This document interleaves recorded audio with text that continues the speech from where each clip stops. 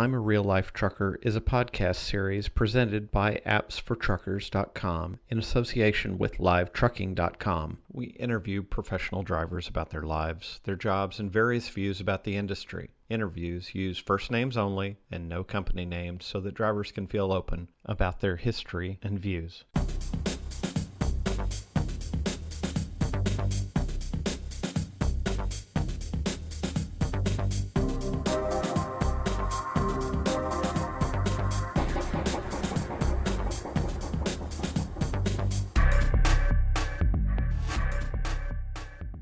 This is Tim Spence with Apps for Truckers, and you're listening to I'm a Real Life Trucker. Episode number 2. I'm John. I'm 27. I'm from Walton, New York. I do flatbed driving over the road all over the U.S. and Canada.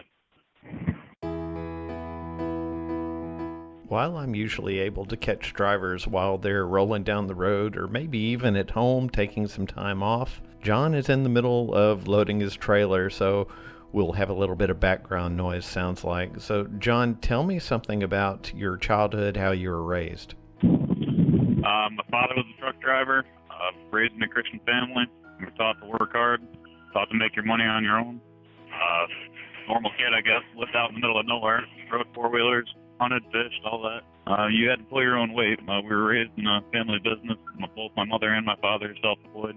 So ended up helping them out most of the time. It's a little bit like being raised on a farm, except it wasn't a farm.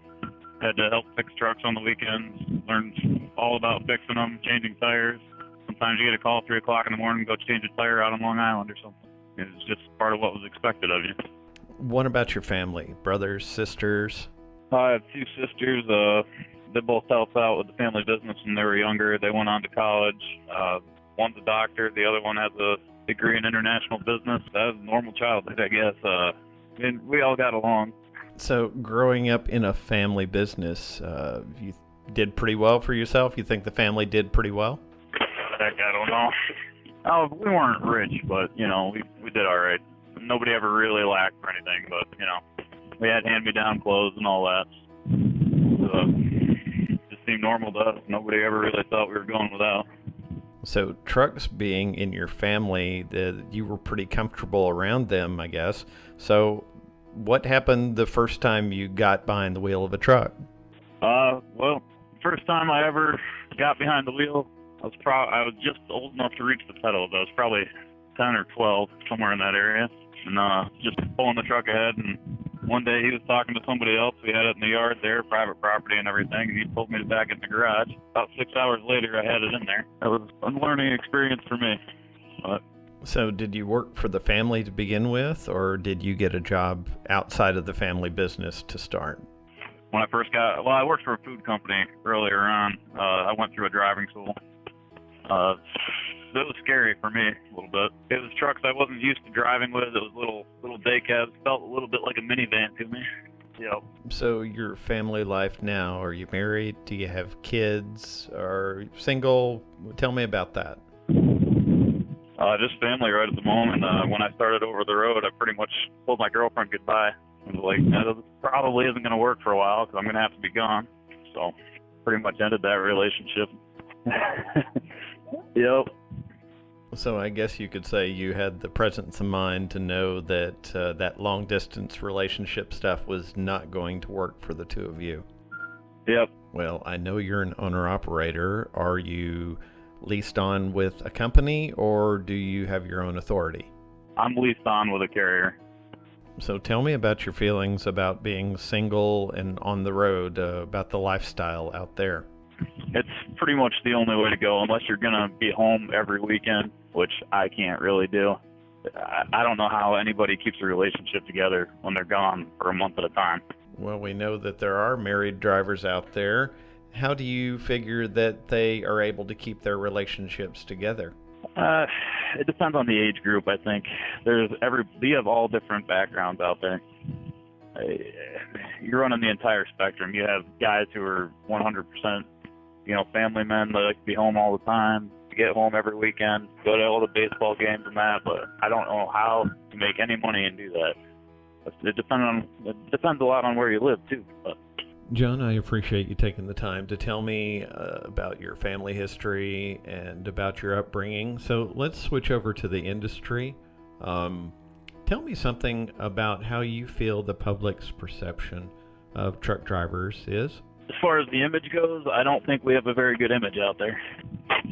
One of the last things I tell somebody is that I'm a truck driver, just because I know what kind of image we already have. So why do you think that it's negative? Well, the first thing that pops into some 20-something-year-old girl's mind when you say truck driver is, some guy with a long beard who hasn't showered in a week or whatever. That's not necessarily representative of the industry, but that is, I think, the first thing that pops in their mind. So do you think the media has something to do with it? Do you think that they are portraying us as bad people or just people that are undesirable? How do you feel that the media has shown us? I think it's horrible, and sometimes it's rightfully so. But I think the media has, every movie gives us a bad image. The truck driver's always the serial killer or something. I mean, I've gotten out to help at accident scenes and people want to keep me away. Like I'm, there to hurt somebody. I was in the Marine Corps for 6 years. I kind of know how to help people a little bit, But I think the public image out there has done a lot of damage. So you mentioned you were in the Marine Corps. Thank you for your service, of course. We appreciate all the sacrifices that you made so that we can have freedom in the United States. We appreciate that beyond belief. So tell me a little bit about your military background as well. I was a flight mechanic in the Marine Corps, so I traveled a lot. I was gone for months at a time. Went everywhere, learned how to work on aircraft, which prepared me a lot for this.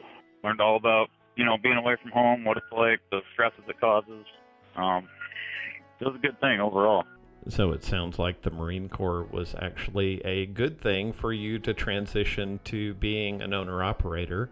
Well, since I own my truck, it saves me a lot of money if I can do my own work, which I don't do major engine work, but things like changing tires, wheel seals, stuff like that, I'll do that no problem. And things go wrong all the time, it's part of owning one. So if you were to name a number one problem in the trucking industry now, what would you say that is? I believe the number one problem in trucking today is the regulation. I really think it's a lack of knowledge on the government's part when they're coming up with these new regulations. I don't know what groups they interview, but they're the wrong ones. Okay, well, be a little more specific for me. What do you think is the main issue here with regulations? Are we talking about electronic logs? You either can't have everybody on electronic logs with the hours of service the way they are. You have to allow some leeway. Part of the problem with public's perception of the trucking industry is guys driving like you, which I see all the time, and I get it, and I've been there. But the problem is they're routed right for the last second of their day, and they don't have time to do anything else. They have to get through traffic. They have to bob and weave, or they're not going to get home or get done, or they might lose out on thousands of dollars because they showed up 20 minutes late. You have to allow leeway. If there was, say, 4 hours in a given week that you could add in anywhere, I think it would solve a lot of that, which you're already allowed the 16-hour rule, but it doesn't really apply to anybody driving the road. If you were allowed 4 hours of leeway per week, it would solve half the problems, I think. Nobody is going to die driving over their hours a little bit. It's safer, and I think 99% of the case. John, you're starting to fade out on me there. Check your headset. Hang on 1 second. Let me switch it. Yep, just 1 second.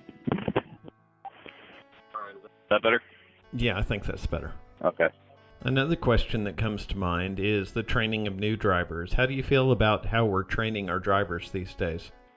There's no national standard on training drivers right now, as far as I'm aware. You can get your CDL just by going through some truck driving school, pass the test, and they can send you out on the road in, 70-foot long truck. That's ridiculous.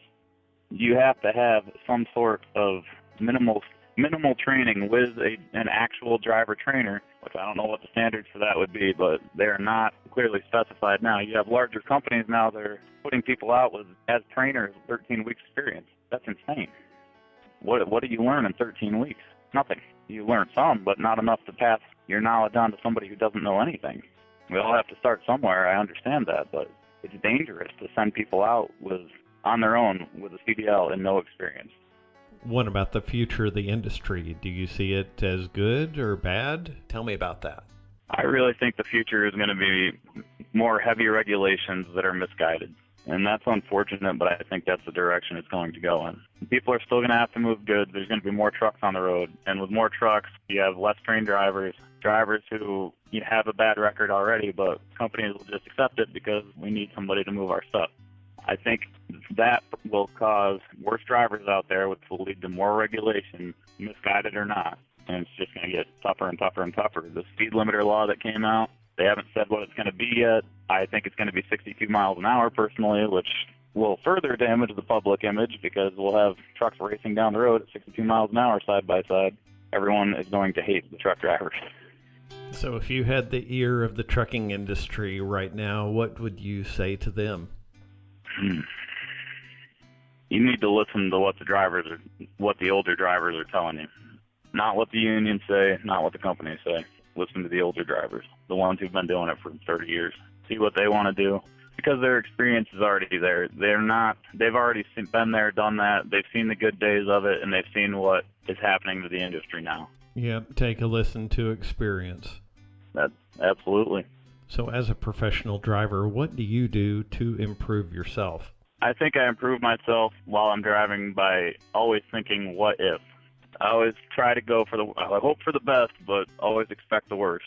Whenever somebody pulls out in front of me, what's the worst thing they could do right now? And I try to plan ahead for that. Well, outside of trucking, what do you like to do? I love guns. I love four-wheelers. I love hiking. I love mountain climbing. You mentioned that you drive the U.S. and Canada. What are some of your favorite places to go? My favorite places to travel to, even though they don't pay a lot, would be out west, would be Colorado, just because of the scenery. There's not as many people out there. Driving's a little bit less stressful unless you're in Denver. Utah, I like. It's wide open. It's just a nice change in scenery. One final question, John. I believe that everyone wants to be able to leave a legacy behind. So what would that be? I mean, when it's your time to leave the earth, how do you want to be remembered? Well, I'll tell you, I want to feel like I lived a full life. I think I'll be happy as long as I believe one day I'll stand before my Creator, and as long as I can give an account and not be completely ashamed of everything I've done, we'll consider that a victory. I just do my job, I don't necessarily try to leave a standing impression with anyone. If someone's having a bad day, I try not to make it any worse. If anything, I try to make it a little better. I generally don't react when people cut me off or when someone's being rude or something like that. It's just let it go. Just be nice. Try to improve everyone's day. That's all I'm really looking for out of it. I want the experiences. I don't want anybody to feel like they have a solid case for saying anything about me. Might be not so great. We all make mistakes in that, but as long as I can feel good about what I've done and have lived a full life, did everything I could do, I'll feel pretty good about it. Well, we hope you've enjoyed this episode of Real Life Trucker. If you would like to be interviewed for this podcast series, you can get in touch with us in one of two ways. The first is go to the website and fill out the online form. Once you hit submit, it will come directly to us. The other way is, of course, to hit our voicemail line at 615-669-9478 and leave us a message there as to when the best time to contact you is. Until then, be safe, and we will see you on the next podcast.